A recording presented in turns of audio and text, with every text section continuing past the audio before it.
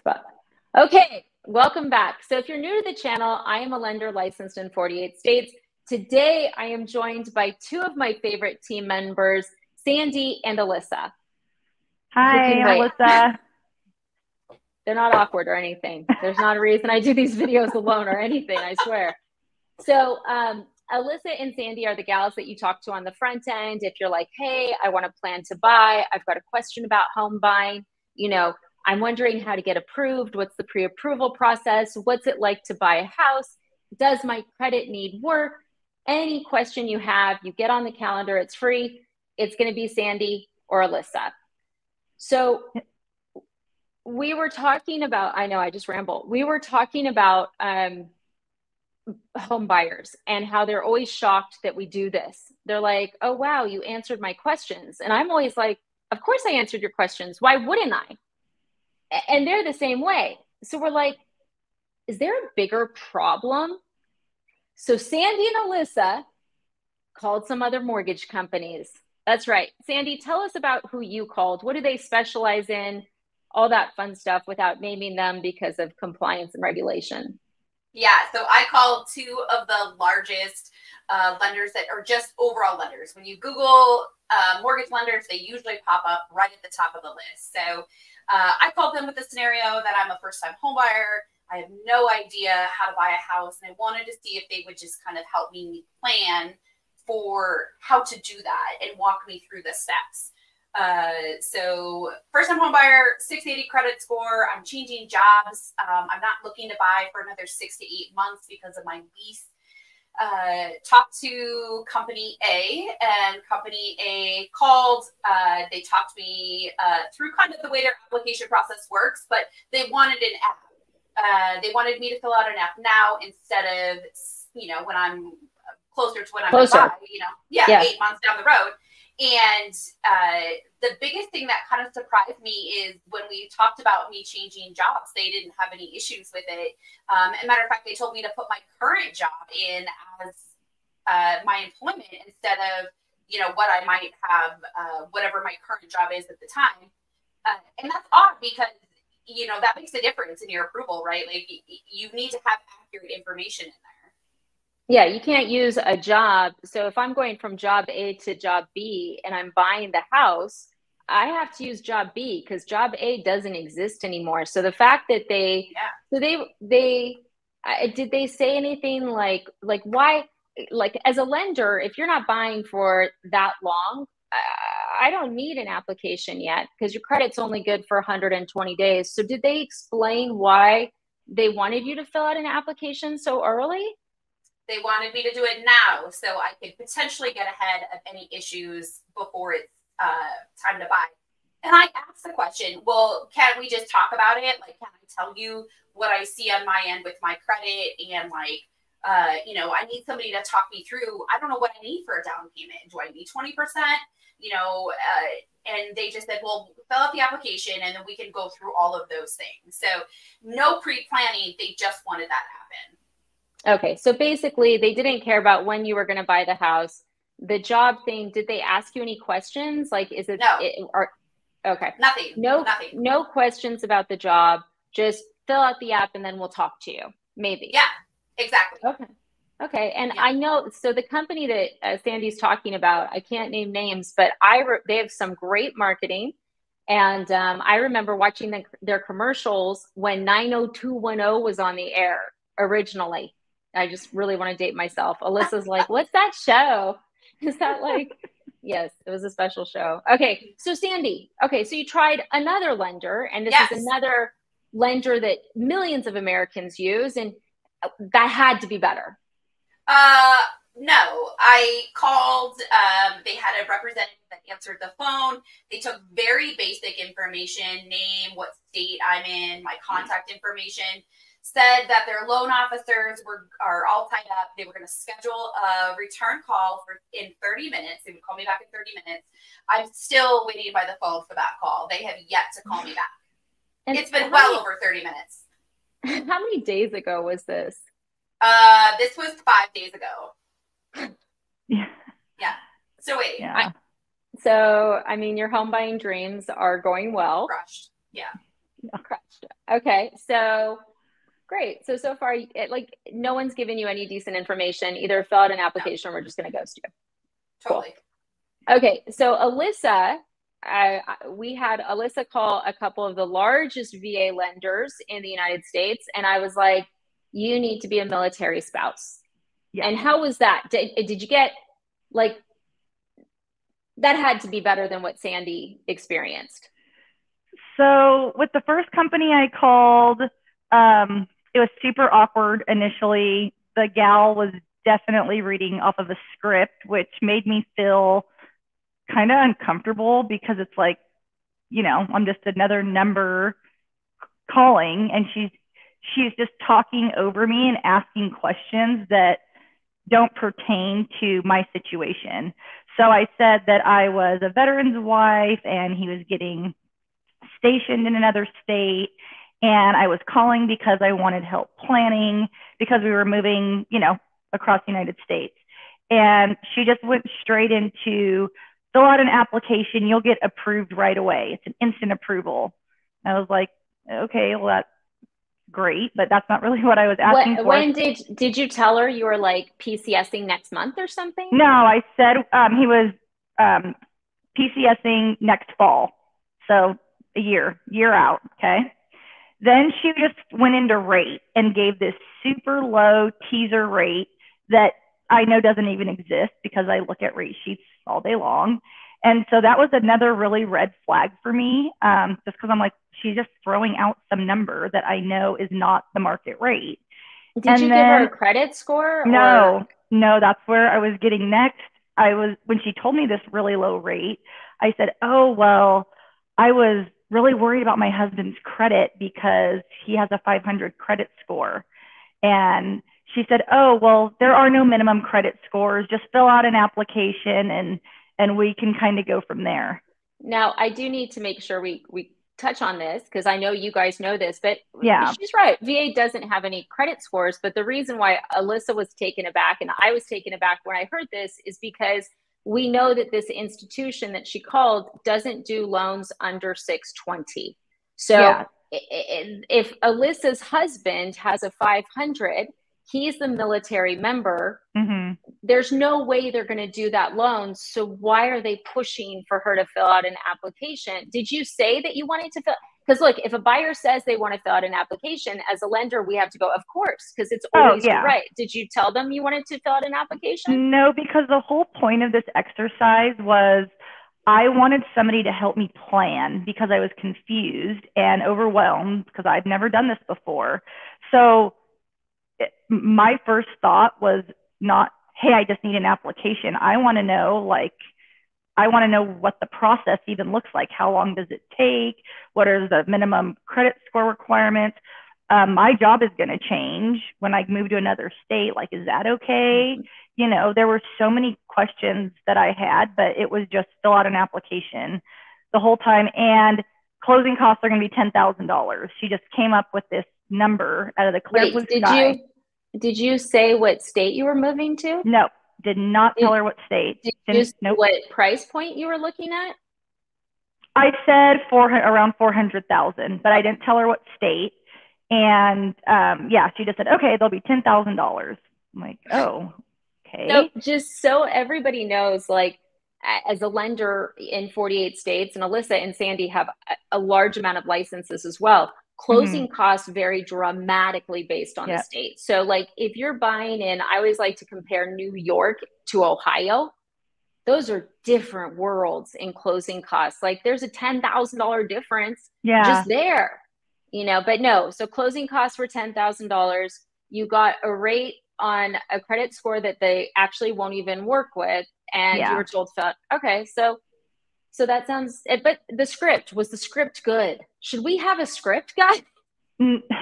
There's so many different scenarios. I've worked for you for over 3 years and I've never had the same conversation, literally. Not once. Everybody's financial situation's different. Everybody's credit's different. Everybody's life is different. These are very tailored conversations.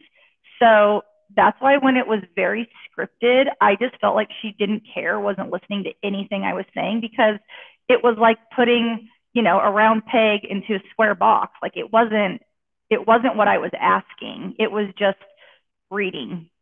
So. Right. And the goal was just to get an app. Okay. So you called another military lender. Yep. And look, both of these institutions do loans besides VA. However, they're both known from them. And this is one that, you know, comes across my channel quite a bit because they're just unique, right? But everybody calls nice them. Word. Everybody calls them. Okay. And a lot of people close with them. So how was that? So again, same thing, calling to get a plan, no clue where to start. The first person who answered the phone didn't seem to know that much. She just, I started with what are the fees, because I know this company charges 1% of origination, and I know they do not like to disclose that up front. And that is a huge fee that people get ripped off on, or veterans get ripped off on all the time. And so I really wanted to try to grab that from them, and that's kind of where I started. And she just kept saying the only fee was the funding fee, which is incredibly wrong. And she just kept leading with that. And I think she knew that I was trying to dig deeper. So then she transferred me to somebody else. So I waited on the phone for like 6 or 7 minutes, and then somebody picked up. Hold on. Yeah. Alyssa, I'm sorry to cut you off, but I remember you telling me something that you had shared with this woman about that my husband was a disabled veteran, and she kept saying the only fee I have to pay to do the loan is the funding fee. Right. And had you also told her that your husband was a disabled veteran and PCSing at the same time, which is actually impossible? No, I didn't say. I didn't say he was PCSing. Okay. No. Okay. No, just making sure. Okay. So disabled veteran, but she was saying you were going to have to pay the funding fee. That's the only fee I would have to pay. Like no origination, no closing costs, no nothing. Just funding fee. Which is not true, everybody. Just so you know, like we see their loan estimates every day. When you buy a house, you know, if you do get VA disability, you are exempt from the funding fee, but you still have closing costs. If you're not exempt from the funding fee, you would have the funding fee plus closing costs. You can negotiate with the seller to pay for it. But yeah, okay, sorry. I had to clarify that because I remember you telling me that, and I remember like scratching. Yeah, I was looking through my notes, and I'm going to mention this next thing. So when the next guy answered, he was super excited, like ready to go for an application. And so I led with that too, like what are fees? What am I kind of looking at to do the loan? And he said, well, it depends how much the appraisal and the inspections are. So he kept like leaning the fees into appraisal and inspection. He would not get to that they charge 1% to do the loan. Up to $3,500. Yeah. So he would not engage on what their fees were at all. No, he just were saying, well, it's going to vary however much the appraisal and the inspections are. And remember, I'm acting like a clueless, overwhelmed first-time home buyer. Everyone is. Yeah. I mean, that's how I met you. It is. Yeah. So I couldn't act or lead on to this was what I do for a living. Anyway, so I told him that we were moving in the fall, and what's a good timeline? And he said, well, you should apply today because our pre-approvals are good for a year. And that's when I was just like, okay, this is just enough. So just so everyone knows, pre-approvals can't be good for a year. Credit reports throughout the industry expire in 120 days. And then you also have assets and income that expires every 90 days. So the only way a pre-approval, it can't be good because they'd have to repull credit, right? Because your credit's already expired. And then if your income or assets change, I mean, it's the same as me saying, hey, Alyssa, you're pre-approved for 426 years. It's garbage. Okay, so you were excited, but he was excited, Alyssa. So was that at least good? Like he was gunning you up for this? Well, it pissed me off because if I didn't know any better, I would think that I only have to pay for an appraisal and an inspection. and I can apply right now and I'll be good to go based on for a year. Yeah, for a year, and don't have to do anything else. And oh yeah, so I told him I was moving, and I didn't know about my job. Like I'm kind of don't really know because I don't know if I'm gonna have a job. I don't even know what state I'm moving to. And he said, well, just put whatever you think you're gonna make. And I'm just thinking that is so wrong. So I'm just going to put in some random number that I'm hoping to make in whatever state I randomly land in. And then you want me to go shopping with that letter? Like it made no sense to me. And risk your earnest money, your inspection, any money you paid to go to some state to go visit it go because shopping. You've been told by your lender that, but okay. So that's great. So we're playing, he's going to do a make-believe pre-approval. Mm-hmm. And so how did that end? Yeah, well, and then I was just like over it at that point. And I said, okay, well, thanks. I'm going to talk to my husband and, I'll let you know. Within 30 minutes of hanging up, I had 2 follow-up phone calls and an email from him asking if I was going to fill out the application. No, I did not give him my phone number. And I even blocked the call, or so I thought. And it was ringing twice with his phone number. And I was like, oh, I guess I didn't give him my phone number at all. Lovely. Yeah. So why did he call you back so quickly? Did he have additional questions that he wanted to clarify, like what you did for a living, maybe? No, so just asking to fill out the application that I'm going to need in a year with a job I don't have yet. You better get that app in quick, girl. You better get it in quick. So if anyone, for anyone watching this, have you gone through this? Have you, dealt with someone who's reading a script? Have you had someone just pushing you to fill out an application? Sandy and Alyssa, like we don't always, but I do a lot of videos about how some lenders are trash, right? Yeah. Going into this, did you expect it to be better or worse than what you experienced? I expected it to be way better. I mean, it was 0 out of 4 for us. Yeah. I was shocked. At how little questions were asked and how, I don't think anybody actually took the time to plan with us. It was not one. Yeah. Nope. I was shocked. So, it's interesting to me because it's like I feel bad for, first-time home buyers. We talk about in the United States how a lot of times people feel like they can't buy a house. And if I think about those 2 scenarios, on one, Alyssa said she had a 500 credit score and the lender said it wasn't a problem and there is no minimum and to fill out an application. But that lender does have an overlay where that would have been a problem. Mm-hmm. So Alyssa would have gotten declined. Yeah. Right. The fake job, same thing. You would have ended up getting declined unless you magically came up with that. Sandy, if you had put in your old job and your new job was a nickel lower, or maybe it didn't work out or whatever, you would have been declined. Yep. Yeah, these were all declines and one ghost. And one ghost. Yeah. Well, Sandy, you're going to have to keep us updated on if they ever call you. So I think this is important for people to know, because if you guys have experienced what Sandy and Alyssa experienced, this is not what lending's supposed to be like. This is what happens where corporations get too big. They don't want to hire experienced people because they don't want to pay for it, right?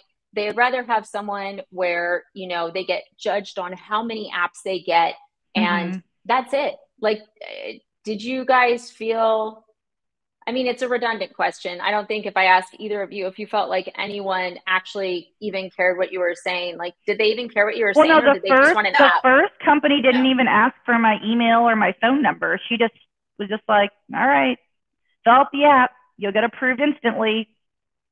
Have a nice day. Okay. So here's, I guess, a question to everyone. Who else should Alyssa and Sandy call? Should they try again? Was it just an off day? Yeah, was Mercury in retrograde or something last week? I don't know. I don't know. Has this happened to you? Alyssa, Sandy, any parting words for buyers beyond they should just get on the calendar and talk to you, which is always free and you'll actually help them? Yeah, no, we are definitely here to help. Multiple phone calls if you need to. I mean, it's not, sometimes one phone call isn't enough because there's multiple layers of planning, right? And or sometimes also people are in a perfect position and they're like, oh, I thought I had a lot more to do. And I'm like, no, you are great. Like in our eyes, you are great and you're ready to apply, but I still want you to feel ready and confident. And, that's why Jen has this channel, because the more educated and confident you are, the smoother the process is, because the expectation and the tone is set, from both parties. So, yeah, I mean, we want people to know what they're getting into. Yeah. Sandy, what parting words do you have after? I know you're like, do you have your phone on near you? I don't want you to miss that call. Yeah, I know. I'm on the edge of my seat. I'm just so anxious for this call to come. It's within arm's reach. So if I have to drop off to pick up that call, you'll know why. Okay, I'll be at the piano. Yeah. Okay, don't be afraid to call. Like, that's what we're here for. It's really honestly one of the things that I love the most about mortgages is being able to talk to people and get you set up for success and do the things and talk through the steps. So, it can be intimidating. I hear that a lot. People feel a little intimidated in calling because it's just somebody off of YouTube, like, I don't know. But we're real people and we care about you. So call and let us help you get that dream. Yeah. Well, I think that's great, guys. Thank you for going through those truly exciting experience. I think we have to, we're going to do it again. And then if you guys have suggestions on who we should call, let us know. Maybe we should try to get the scripts. That'd be hysterical. Yeah. Can I have your script, please? I mean, I wonder what they would do if you ask if they have a script. Okay, we're going on too long, but everyone, thank you for tuning in. Get on the calendar, talk to Sandy and Alyssa, get some real answers, and avoid these lenders that are just trying to get you to fill out an app, even when it's not in your best interest. Yeah. Thanks for watching.